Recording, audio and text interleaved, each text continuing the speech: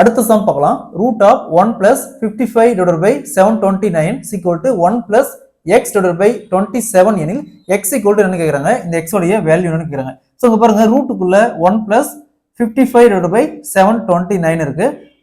1 into 729 729 plus 55 784 வரும்.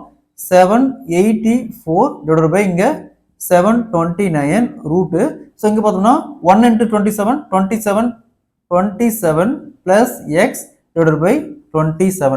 So பாருங்க 784 இருக்குது. 784 ரூட்ல இருந்து எடுத்துமா 28 into 28 784. அப்ப 28 வகுத்தல் 729 ரூட்ல இருந்து எடுத்துமா 27 into 27 729. 27 is equal to 27 plus x divided by 27.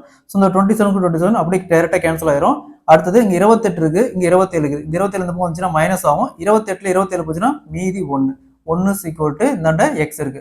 அப்ப x உடைய வேல்யூ என்னன்னா 1. Option A is the correct answer. இதே மாதிரி இந்த சம் பாருங்க.